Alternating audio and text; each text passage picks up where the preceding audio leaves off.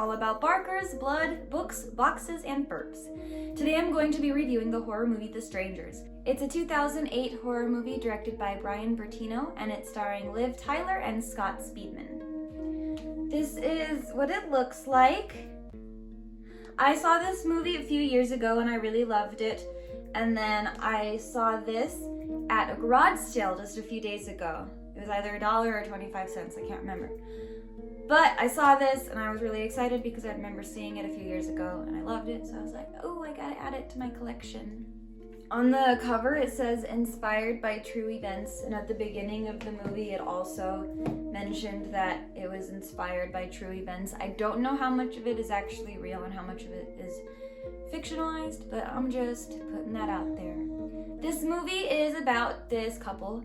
They come home from a wedding reception and they live, I think it actually isn't their house, I think it's like one of those vacation houses kind of like in the woods or whatever, but it's super secluded, and they get there and, well, the title is, you know, The Strangers, so there are strangers there that are tormenting them basically.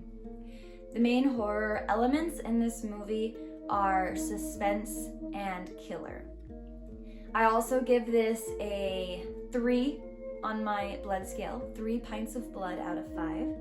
It doesn't have blood throughout most of it, but when it does have its bloody parts, it's a pretty good amount of blood.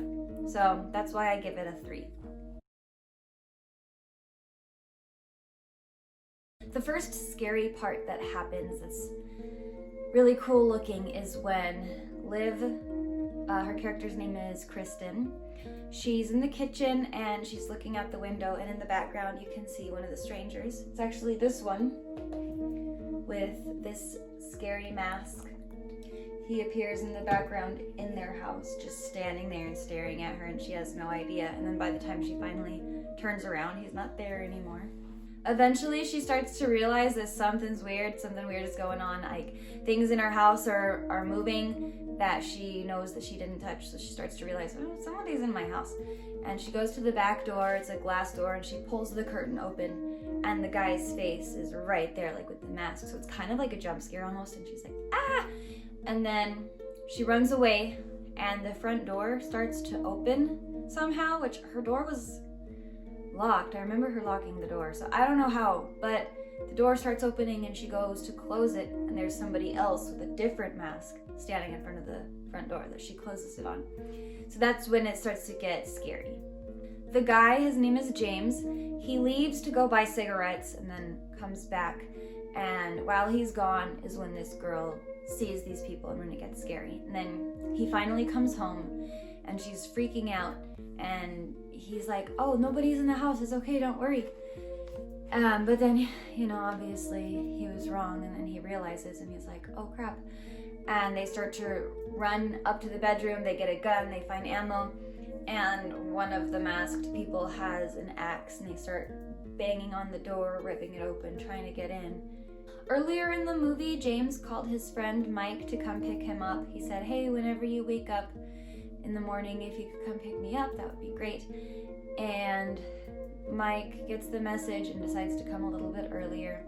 He's like, oh, whatever, I mean, I got your message. He's leaving him a voicemail. He's like, I got your message, so I'm just coming now anyway, so I'll see you soon. And when he gets there and he parks, his window gets shot at, and he's like, oh.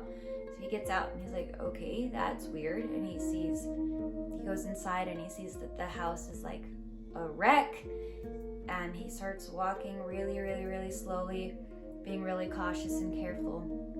And the camera is in front of him, and you see one of the strangers behind him with the axe, and it looks like he's gonna, you know, kill him with the axe, bash his head in, because he's following him and he's super quiet and he has no idea that that guy is behind him. And then he walks up to the door. He gets to the door that the couple is hiding in, and James has the gun waiting for the stranger, and he sees Mike and he shoots, not realizing that it's Mike, his friend that he called. So they get up to check it out and they see that it's him. They shot him in the head, blood splattered on the wall.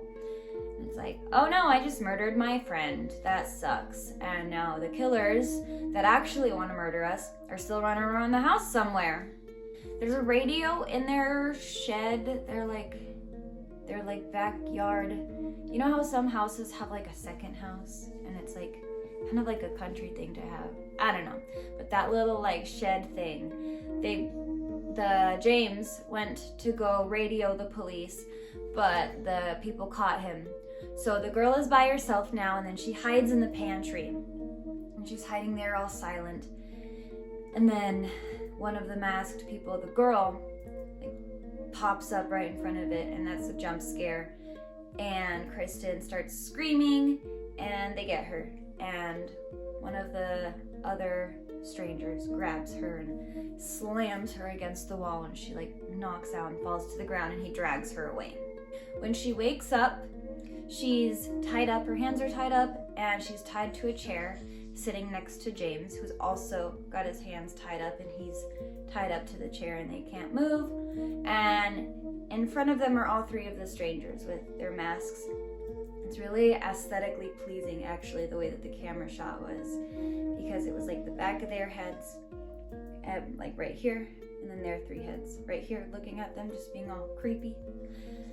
And I loved the camera work in this part too, because each one of them takes their mask off, and the way the camera moves and cuts, you never ever see their face. And that kind of adds to the mystery of it, because the girl even asks, why are you doing this to us? And one of the girls answers, because you were home. So it was like just a random, we just wanted to kill someone for fun, and you guys were home, so you just, sorry, you drew the short stick. So once their masks are off, they grab a knife and they murder the guy. They stab him a few times till he's dead. And they move on to the girl. They stab her a few times until she's dead. Then I guess they untie her and let her flop to the ground. And later, we see that she's still alive, and she starts crawling away. And she gets to Mike's phone, the dead guy, to try to call the police, but the stranger comes up behind her, takes the phone, and leaves her for dead. Then it goes to a few hours later. There's these two young boys. I think that they're Mormon and doing the whole like house to house thingy where they're like, hey, here's a pamphlet. And they go to this house, and the door is wide open, so they walk inside. They see the blood everywhere, and they call the cops.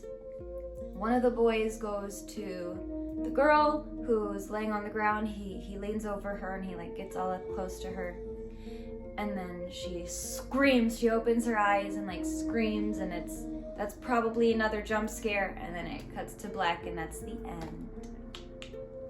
So like I said earlier, when I first saw this, I really loved it, and that's why I was super excited to see it at a garage sale. So it was great seeing it again. It was more fun the first time because I didn't know what was gonna happen. But it was still really fun watching it the second time I watched it with my mom. She didn't know what was gonna happen, and she kept making speculations that were wrong throughout it, and I thought that was really funny. So yeah, it was a good movie. I'll definitely watch it again. I'll probably watch it 10 more times at least. And if you haven't seen it, you should watch it. It's good. It's Gucci. As always, if you enjoyed this video, please give it a thumbs up and subscribe and share. Leave a comment, let me know what you think, or if you have any other recommendations. And I'll see you next time.